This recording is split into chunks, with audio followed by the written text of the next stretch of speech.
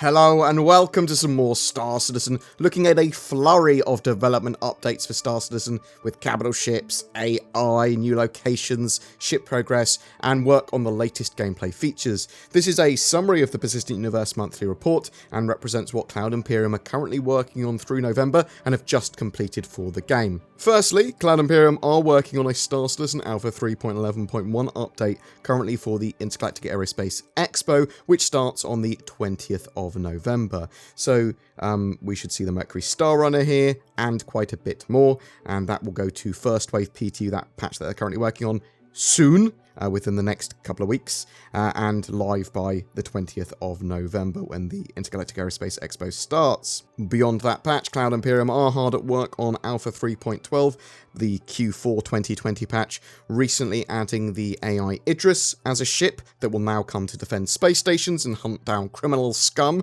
as soon as your rating's high enough, or the group rating in the air is high enough is a more appropriate way of saying that, which is quite exciting. You will be able to attack these, take these down, fight them, or get wrecked by them. It will be interesting to see how powerful they make them now. Obviously, we saw them during Fleet Week back in May, but I think they will have been improved significantly. With ships in mind, the Crusader Hercules saw work as well. They are starting to move it into its final art phases for the engineering section and bridge, as well as the exterior sections and landing gear. That all got a bit of a polish too. No confirmation if this is coming Q4 of this year or Q1 of next year, which is also a big possibility. The iridescent shader created for the Aspira Talon is ready for implementation as well, as is the Shrike and its internal missile system. The landing gear and damage setup was also finalized on those Talons. The Mercury Star Runner had its LODS level of details. UI panels, cargo area, and cockpit all finished. It's ready for its 3.11.1 release. Work was also done on the Origin 100 series' landing gear, and small updates were made to the Cutlass models. They've also been working on displaying ships' names and serial numbers on the sides of ships, with the vehicle feature team saying most of the underlying tech has been complete with that. We're now connecting things up and making the whole thing work. We also found a way to assign serial numbers to ships that weren't given them at purchase. That's going to be great. That's going to be deeper ship customization. That's going to be a better way of expressing yourself as well. Merlin and the Constellation work is almost finished for getting them docking together. The UI aid to aid docking was completed. The ships can spawn as a functional pair as well. They are now working through more minor tasks to call that feature finished. They also continued with the Sign Distance Field SDF shields with impact effects. They're going to be coming in the future, those new SDF shields, and they've been further developing the Intelligent Flight Control System code to further unify parts of ship, EVA and missiles with generally better movement in space. Let's move on to environments. Refinery decks are finishing, or actually now finished, their final art pass, and they have been put in the hands of audio, lighting and VFX teams to finish them out. Gas clouds are being added to points of interest and Lagrange points, where sort of like asteroid clusters and rest stops lay around the Stanton system. They are making sure that this sort of like nebulas and gas clouds and arms and tendrils of these gas clouds look amazing while not overly impacting user performance. They have moved on to the final art pass for the ship to station docking with their nearby lobby and exterior areas. Something that I'm incredibly excited for are ground bases and homesteads. They've started pre-production work now, with the archetypes being named the colonial or colonialism type of architecture. Really looking forward to being able to build homesteads and bases in-game, and just visiting new points of interest. Orison is making great progress as well. This is the landing area for Crusader. The industrial and commercial platforms, which are all floating, it's a floating sky city, they've been brought into their grey box phase. Some of the areas there have been brought into their final art stage to sort of like act as a benchmark for the rest of the locations, so they can say, look, this is what it's supposed to look like when it's done, these areas. Let's make sure they're all to this sort of quality. The transit method around Orison is being referred to as a barge. It's nearly art complete too as well. It's going to move between several of the platforms that transit method. The spaceport there is in its final art phase too. As for the landing zone's home, Crusader, they've been making some tech improvements to the gas giant tech. We know there's going to be points of interest and missions and stuff around that gas giant, around Crusader. Eventually they're going to have space whales there, things like that. But they are also making general visual improvements that will benefit other planets too. Time was also spent prototyping touch bending for foliage and object buoyancy for floating assets on planetary water bodies. The idea of being able to move foliage and like push plants and like flatten grass is pretty exciting though. Actually, like visually it should look pretty awesome in Star Citizen. Work on the convention space for this year's Intergalactic Aerospace Expo is completed. There's some new, more dynamic informational screens that have been placed in landing zones to tie into those upcoming events. The lighting team has also said a set of completely redesigned halls in the existing high-tech art style means a whole new way of lighting the annual expo. We're very excited for the community to explore and experience the Intergalactic Aerospace Expo this year. Let's move on to character and gameplay stuff. I've sort of merged these two together as they cross over quite heavily in this month's report. The art prototype for hacking and that as a feature has had its first pass and is awaiting implementation and iteration. The new reputation system is receiving continuous polish as it gets closer to release. This way it can be rolled out in a limited capacity as current gameplay is converted to take advantage of the new functionality. There are two new core mobiGlas apps that are being worked on. The Asset Manager, which carries on from the trading app and will be critical to the localized inventory planned for 2021. There's also the Mission Manager, which will tie into the new dynamic mission systems currently being worked on.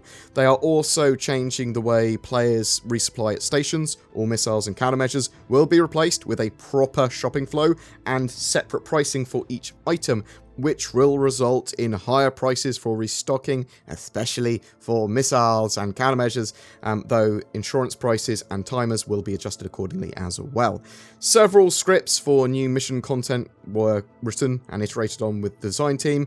They also continued to work on the trolley push and pull feature for moving larger objects. They completed the first pass on the medical gun that they've got planned, coming later in 2021. They did some work on the bearing LMG and the new Gemini snipper rifle. The latest bearing size 10 turret was also finalised as well. They are nearing the end of their pass on weapon reticles, which will add zeroing and range finding along with FPS weapons, as well as various tweaks there. Art for the multi-tools tractor beam attachments was completed, as well as a new set of holographic sights for the game. The character and AI teams are working together on creatures now. This involved creating quick blockouts to check scale, assess model issues, test rigs, and iterate on ideas. This means there is now an active team working on creatures to get them in the game. They have worked on 2 new armor sets targeted for 2021 and some subscriber flow items planned for release in Alpha 3.11.1, assumedly with the Intergalactic Aerospace Expo, as well as in 3.12 with more things coming online. They also addressed issues with the recently released vintage Navy uniforms, and these fixes will be in the upcoming 3.11.1 patch, along with lots of other fixes. Concepts for 3 full suits of armor were further developed that will support mining and bounty hunter gameplay. Cloud Imperium have stated quite clearly that they want to have support armor for like medical gameplay and lots of other gameplay that you'll want to have specific suits of armor for, like with the Novikov, protection against environmental temperatures, that sort of stuff. And they're currently concepting paired backpacks for those sets of armor at the moment that will support external inventory, that sort of stuff. Really looking forward to some of the customization and loadout options we're going to have for our characters. Mission givers, bounty hunters, and outlaws have all seen animation work while clearing out a backlog of animation tasks. Character head assets are also being upgraded. Let's move more on to the AI part of stuff. For FPS combat AI, they've done the first pass for surrender behaviors. Also, NPCs will search for ammo reloads now if low and try to avoid dangerous areas, and they try and survive. They can switch to melee weapons if they need to. They can be a bit more conservative with their ammo. They'll run, potentially. NPC character traits are also being worked on. Specific characters may have certain behaviors and quirks. A coward NPC won't put pressure on players even when it should. Poorly trained NPCs might be uncoordinated. Military trained NPCs will work very well together and try and suppress players before pushing. AI usables are more refined as well now. They're able to pick items up, AI, and these usables, search for them, use them, sit down and eat food, do an array of functions like preparing food and drink, taking items, placing items, and more. Arcade machines, they're getting them so that they can actually be usable, and dancing as well. They're making dancing. Why not have dancing? It's an MMO, or at least it's supposed to be, where you might see functional arcades in the future that we can play as well, rather than just sort of like seeing NPCs on them. It would be cool if we can actually play the games on them and get high scores. That would be silly, but great. Also, visiting the discotheque and talking to the bar people there. They've spent a lot of time getting that tech in. Why not use it? Ship AI will also be able to use quantum travel and continue their normal duties on a multi-crew ship. It's not going to sort of like block them from doing stuff around the ship. Missiles and torpedo targeting continues to receive updates. Turrets will respond to defend from incoming ordnance, and capital ships have better targeting priorities and weapon handling. And these capital ships, like the Idris, are being made so that they are more appropriate for longer range combat. They will react better, they will target better. More generally, they've improved NPCs reacting to weapons charging and aiming reactions and all this sort of stuff as well. Expect to have a significantly better experience when fighting the Idris and Javelin and stuff like that when they're in game compared to what we had in Fleet Week.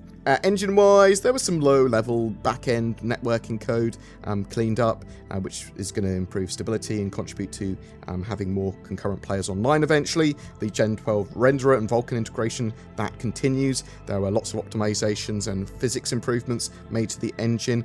There was no sort of ETA on that work getting fully complete, and we do know that they are working on various networking improvements and various sort of game optimization and engine improvements, but some of these are a continuous effort from patch to patch to patch to patch to patch, whereas some stuff like the first integration of Vulkan and the Gen 12 renderer stuff, that will have a initial date, but we just don't know when that date is. And that's it for the monthly report. But what do you think? Are you excited for the addition of AI capital ships like the Idris?